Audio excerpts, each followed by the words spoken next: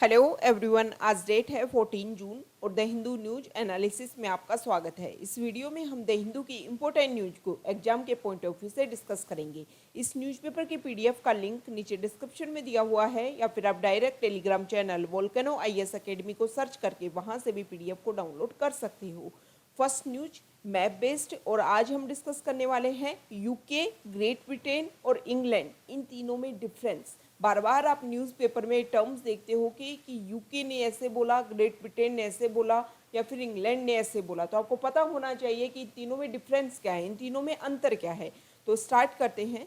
देखो, बहुत सारे कंट्रीज मिलकर के, जैसे वेल्स, इंग्लैंड, स्कॉटलैंड और यहाँ पर है आयरलैंड, ये अलग अलग कंट्रीज हैं। तो इनमें इंग्लैंड अगर नाम आता है तो आपको ध्यान होना चाहिए कि इंग्लैंड एक अलग से कंट्री है, ठीक। उसके बाद में वेल्स, इंग्लैंड, स्कॉटलैंड, ये जो कंट्रीज हैं ये आपस में मिलकर के बनाते हैं ग्रेट ब्रिटेन, ठीक है, इनको बोला जाता है ग्रेट ब्रिटेन। और अगर इन सारे कंट्रीज में आयरलैंड आयरलैंड जो कंट्री है उसका नर्दर्न पार्ट, जिसको नर्दर्न आयरलैंड के नाम से जाना जाता है, उसको भी अगर इंक्लूड कर दिया जाए, मतलब वेल्स, इंग्लैंड, स्कॉटलैंड और नर्दर्न आयरलैंड, इन सारे को आपस में मिला करके बोला जाता है यूके। ये आपको पता होना चाहिए। तो ये हमने यूके, ग्रेट ब्रिटेन और इंग्लैंड में डिफ्रेंशिएट देखा। अब थोड़ा सा हम इसके मैप को व्यू कर लेते हैं। ग्रेट ब्रिटेन जो है, यहाँ पर यूरोपियन जो कंट्रीज हैं वो एग्जिस्ट करती हैं और उनके बीच में इंग्लिश चैनल एक water body, narrow water body, जो टू बिग वाटर बॉडीज को आपस में कनेक्ट करता है। तो इंग्लिश चैनल जो है वो नॉर्थ सी को और यहाँ पर है अटलांटिक ओशन, इन दोनों को आपस में कनेक्ट करने का काम करता है। तो ये हमने ग्रेट ब्रिटेन यूके के मैप को अच्छे से व्यू किया। अब हम द हिंदू की जो इंपॉर्टेंट न्यूज़ है उनको डिस्कस कर लेते हैं। फर्स्ट न्यूज, फ्रंट पेज पर जो न्यूज़ है वो G7 कंट्रीज़ की मीटिंग को लेकर के है। G7 कंट्रीज़ की मीटिंग में हमारे इंडिया के जो पीएम है मिस्टर नरेंद्र मोदी, उन्होंने भी अपना स्टेटमेंट दिया, उन्होंने भी रिप्रेजेंट किया, उन्होंने भी अपना भाषण दिया और उसमें ये बोला कि सारे जो कंट्रीज़ हैं उनको मिल करके वर्क करना होगा। किसके खिलाफ में? एक्सट्रीमिज्म और ऑथोरिटेरियनिज्म जो हो रहा है पूरे वर्ल्ड में, उसको फाइट करने की आवश्यकता है और सभी मिल करके काम करेंगे तो अच्छे रिजल्ट सामने आ पाएंगे। इंडिया जो है वो G7 कंट्रीज़ का एक परमानेंट मेंबर नहीं है, बल्कि एक नेचुरल अलाई है इस ग्रुप का। और एक जो इस ग्रुप में कुछ कंट्रीज़ को बार बार इनवाइट किया जाता है कि किसी भी प्रॉब्लम को जब सॉल्व किया जाए तो वो अपने ओपिनियन क्या देते हैं। तो इंडिया को, ऑस्ट्रेलिया को, साउथ कोरिया, इन सब को रिप्रेजेंट किया गया था, उनको इन्वाइट किया गया था। तो इंडिया ने पार्टिसिपेट किया। अब हम आउटकम देख लेते हैं कि G7 समिट जो हुई है उसके की आउटकम्स क्या निकल कर के आए हैं। सबसे फर्स्ट उन्होंने ग्लोबल हेल्थ के बारे में डिस्कस किया। ग्लोबल हेल्थ में G7 कंट्रीज़ ने बोला कि हम 1 बिलियन वैक्सीन डोजेज बनाएंगे और उसको डेवलपिंग नेशंस को देंगे। दूसरा, उन्होंने चाइना का जो बेल्ट एंड रोड इनिशिएटिव है उसको काउंटर करने के लिए बिल्ड बैक बेटर वर्ल्ड, एक अल्टरनेटिव इंफ्रास्ट्रक्चर डेवलपमेंट करने की बात की है। तो ये जो वर्ड है वो आपको ध्यान में होना चाहिए कि किसका आउटकम है ये। तो G7 जो समिट हुई है उसका आउटकम है। इसके अलावा जो भी MNC है, मल्टीनेशनल कॉरपोरेशंस है, उनके लिए एक ग्लोबल कॉरपोरेट टैक्स को डिसाइड किया गया है। कोविड-19 का जो ओरिजिन है उसकी इंक्वायरी की बात की गई है कि दोबारा से इंक्वायरी की जाएगी कैसे ओरिजिन हुआ कोविड-19 का। और हमारे जो पीएम हैं उन्होंने ये बोला कि जो टेक कंपनीज हैं एंड सोशल मीडिया प्लेटफॉर्म्स हैं उनको एक सेफ साइबर एनवायरनमेंट सभी को देने की आवश्यकता है।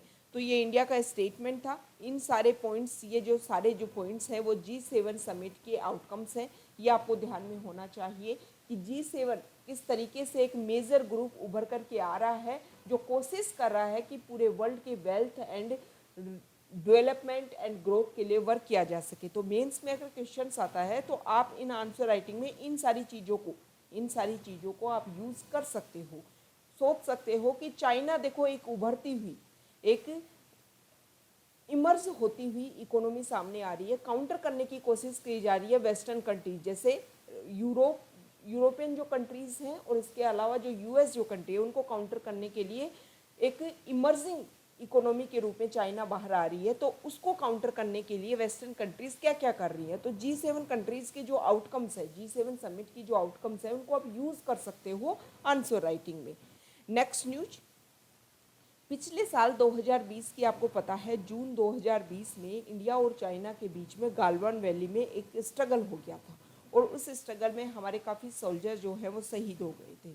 अब एक साल बाद में ये देखने को मिल रहा है कि चाइना जो है वो बॉर्डर एरियाज़ में, चाहे आप लद्दाख यूटी के पास में जो बॉर्डर एरिया है वहाँ देख लीजिए या फिर अरुणाचल प्रदेश के पास में जो हमारा बॉर्डर एरियाज़ है वहाँ देख लीजिए, चाइना की जो आर्मी है वो कोशिश कर रही है कि वहाँ पर परमानेंट और कुछ टेम्परेरी अकोमोडेशन, कुछ इंफ्रास्ट्रक्चर डेवलपमेंट करने की कोशिश कर रही है। अब उसमें वो कंस्ट्रक्शन क्या कर रही है, फील्ड हॉस्पिटल बना रही है, कुछ और एडिशनल स्नो मोबिलिटी व्हीकल्स उनके द्वारा प्रोक्योरमेंट किए जा रहे हैं ताकि उनको यूज़ किया जा सके, क्योंकि जो बॉर्डर एरिया है वहाँ पर काफ़ी स्नो है, तो ऐसे व्हीकल्स बनाए जाए जो स्नो के ऊपर भी अच्छे से चल सके।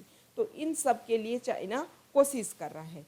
देखो जो चाइना है वो बॉर्डर एरियाज़ के पास में आकर के कुछ एक्सरसाइजेज भी कंडक्ट करवा रहा है, आर्मीज़ की एक्सरसाइज। इसके अलावा जैसे ग्रेनेड्स, कुछ अटैक्स, गोलीबारी, ये सब कुछ वो कोशिश कर रहा है। और क्या कर रहा है कि खुद की ज़मीन में, मतलब ये भी बात बोल सकता है कि देखो हम तो खुद की लैंड के ऊपर अपना काम कर रहे हैं, लेकिन बॉर्डर एरियाज़ में जो एक्सरसाइज आकर के चाइना कोशिश कर रहा है, इससे ये सामने आ रहा है कि चाइना जो है वो बॉर्डर एरिया इशू को इतनी आसानी से सोल्व करने वाला नहीं है।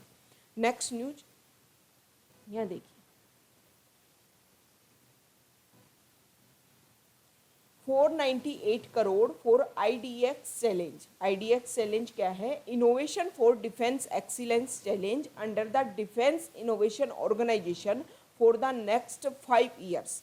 5 साल के लिए इतना पैसा खर्च किया जाएगा। खर्च करने का मेन कारण क्या है, ताकि हम इनोवेशन कर सकें। एरोस्पेस और जो डिफेंस सेक्टर है उसमें हम इनोवेशन कर सके, उसको प्रमोट कर सके। जो इनोवेशन किया जाए उसके लिए पैसा होना चाहिए और पैसा होने के लिए ही ये सारे रुपए दिए जाएंगे हैं। ये जो स्कीम है वो एम है, उसका टारगेट ये है कि जो भी 300 स्टार्टअप हैं, MSME, individual innovators, 20 partner incubators, उन सबको फाइनेंशियल सपोर्ट दी जाए और उसी के लिए पैसा लगाया जा रहा है।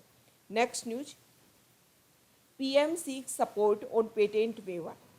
सबसे पहले कॉन्टेक्स्ट देख लेते हैं। हमारे PM नरेंद्र मोदी और इसके अलावा जो साउथ अफ्रीका है उन्होंने एक प्रपोजल लिया था। प्रपोजल ये लिया था कि कोविड-19 कोरोना वायरस रिलेटेड जो भी मेडिसिन है, जो भी वैक्सीन है, उनको ट्रिप्स समझौते के तहत इंटेलेक्चुअल प्रॉपर्टी राइट्स ना दिए जाए। मतलब जो मान लो एक कंपनी बना रही है वैक्सीन, उस कंपनी के पास में राइट्स ना हो कि सिर्फ वो कंपनी ही वो वैक्सीन बनाए, बल्कि समय के साथ में वो कंपनी अपनी टेक्नोलॉजी शेयर करे और उस टेक्नोलॉजी का यूज़ किया जाए ताकि अदर कंपनीज भी इस वैक्सीन को बना सकें और उस वैक्सीन का यूज किया जा सके कोविड को ख़त्म करने के लिए। इसीलिए अगर देखो इंटेलेक्चुअल प्रॉपर्टी राइट्स होंगे तो अदर जो कंपनीज है वो यूज़ नहीं कर सकती उस कंपनी के राइट्स को और उसके ऊपर केस भी हो सकता है। लेकिन जब सामने से कंपनी खुद अपने जो भी टेक्नोलॉजी है उसको शेयर करे तो इस प्रॉब्लम को ज़्यादा अच्छे से सॉल्व किया जा सकता है। तो इंडिया ने जो इनिशिएटिव स्टार्ट किया था उसको सपोर्ट किया गया है G7 कंट्रीज़ के द्वारा। उन्होंने बोला है कि जो भी टेक्नोलॉजी है उसको शेयर किया जाएगा और यूज़ किया जाएगा इस प्रॉब्लम को सॉल्व करने के लिए। Next news, no greater risk to children from anticipated third wave report. एक रिपोर्ट सामने आई है जिसमें सामने आया है कि जो बच्चे हैं जिनमें कोविड के इफेक्ट देखने को मिल रहे हैं, कोविड पॉजिटिव चिल्ड्रन बिलो 10, मतलब 10 साल से छोटी एज के जो बच्चे हैं उनमें मोर्टेलिटी रेट 2.4% है। मतलब थर्ड वेव से ये बोला जा रहा था कि जो बहुत ज़्यादा इफेक्टेड होंगे चिल्ड्रन, ऐसा कुछ नहीं आया है इस रिपोर्ट में। Next news, only 3.5% of population is fully vaccinated so for. तो देखो ये वैक्सीनेशन के डाटा रेगुलर न्यूज़ में अपडेट रहते हैं, तो आपको सिर्फ इतना सा जनरल अवेयरनेस ये करना है कि कितनी वैक्सीनेशन हो चुका है, इतना सा थोड़ा आपको अवेयर रहना है। जब तक लास्ट डाटा कंप्लीट नहीं हो जाते, आपको एक प्रॉपर वे में नहीं सामने आ जाता, बस आप ये यूज़ कर सकते हो इस डाटा का कि इंडिया में जो वैक्सीनेशन प्रोग्राम है ना वो काफ़ी स्लो रहा।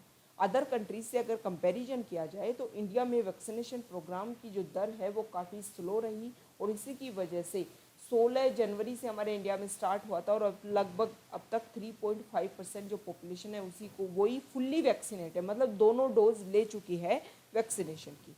Next news, tree of coffee family discovered in Andaman and Nicobar.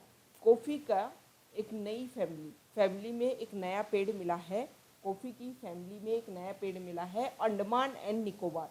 ये जो पेड़ है इसकी जो प्रजाति है वो सिर्फ मेडागास्कर जो आइलैंड है, अफ्रीका कॉन्टिनेंट के ईस्टर्न पार्ट पे मेडागास्कर आइलैंड है, उस मेडागास्कर आइलैंड में ही पाया जाता था और इसको नाम दिया गया है पायरोस्ट्रिया लालजी, पायरोस्ट्रिया लालजी। और पहली बार इंडिया में जीनस पायरोस्ट्रिया का फर्स्ट ट्री इंडिया में मिला है। ये जो प्लांट है वो मेडागास्कर में मिलता था और अब इंडिया में मिल रहा है, तो काफ़ी यूनिक बात है। देखो कॉफ़ी के बारे में बताया गया है, तो कॉफ़ी के बारे में आपको बेसिक फैक्ट्स जो हैं वो आपको पता होना चाहिए कि कॉफ़ी के लिए क्या क्या रिक्वायरमेंट होती है, क्या क्या क्लाइमेटिक कंडीशन होनी चाहिए। कॉफ़ी का प्लांट उगाने के लिए hot and humid climate and temperature होना चाहिए। टेम्परेचर 15 डिग्री सेल्सियस से 28 डिग्री सेल्सियस के बीच में। रेनफॉल जो है वो 150 से 250 सेंटीमीटर के बीच में होनी चाहिए।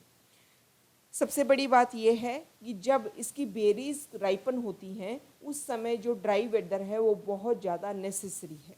इसके अलावा 30 डिग्री से above temperature, frost, snowfall, strong sunshine जो है वो कॉफ़ी की क्रॉप के लिए गुड नहीं होती है। ज़्यादातर कॉफ़ी को ये माना जाता है कि जो सेडी ट्रीज़ हैं उनके नीचे इसको उगाया जाता है।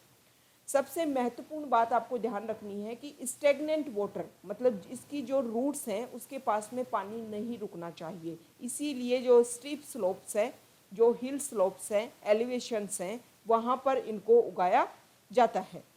इसके लिए जो सॉइल होनी चाहिए well drained, loams containing good deal of humus and minerals like iron and calcium are ideal for coffee cultivation. मतलब ये जो सॉइल है उसमें आयरन और कैल्शियम अच्छे से होना चाहिए। तो ये हमने कॉफ़ी के लिए मेजर जो चीज़ें ज़रूरी हैं उन सबको हमने देखा। नेक्स्ट न्यूज फॉरेन पेज से है, यहाँ देखिए। देखो जेफ बेजोस, आपको पता है कौन है जेफ बेजोस? अमेजन जो कंपनी है उसके फाउंडर हैं। वो क्या करने वाले हैं, जुलाई महीने में उनकी कंपनी है ब्लू ओरिजिन। ये जो ब्लू ओरिजिन है उनका न्यू शेपर्ड लॉन्च व्हीकल है इस कंपनी का, ये बनाएगा। और 20 जुलाई को कंपनी के जो जेफ बेजोस है और उनके भाई को लेकर के, इसके अलावा 2 व्यक्ति और जाएंगे और स्पेस की ट्रैवल करवा के लाएगा। वो जाएंगे स्पेस में, थोड़े टाइम वहाँ रुकेंगे, लगभग 11 मिनट के लगभग, और वापस आएंगे। ये जो काम है उसको लेकर के न्यूज़ है कि जो एक पर्सन और जाने वाला है, उसने $28 मिलियन रुपए खर्च किए हैं इस ट्रिप के लिए। तो इसीलिए न्यूज़ में है, आपको पता होना चाहिए। जिस शटल में वो जाने वाले हैं उसका नाम है न्यू शेपर्ड लॉन्च व्हीकल, और सबसे इम्पोर्टेंट बात, इसको NS-14 के नाम से भी जाना जाता है। ठीक है, अब देखो ये जो जाने वाले हैं उनके साथ में बेजोस ब्रदर्स के साथ में, उनका नाम अभी सामने नहीं आया है। Next news rare earth minerals को लेकर के है। रेयर अर्थ मिनरल्स होता क्या है? रेयर अर्थ मिनरल्स जो है वो इलेक्ट्रिक व्हीकल्स के लिए, वाइंड जो टर्बाइन्स हैं उनके लिए, ड्रोन्स के लिए, इलेक्ट्रॉनिक जो इंडस्ट्री है उसके लिए काफ़ी इंपॉर्टेंट हो जाता है। चाइना में इसका डोमिनेंस है, और चाइना में डोमिनेंस होने की वजह से जो यूरोपियन कंट्रीज़ है और जो US है उसके लिए एक मेजर इशू बन करके सामने आ रहा है। 17 ऐसे मिनरल्स हैं जिनकी यूनिक प्रॉपर्टीज़ हैं जिनकी, और चाइना में उनका डोमिनेंस है, तो ये काफ़ी मेजर प्रॉब्लम है।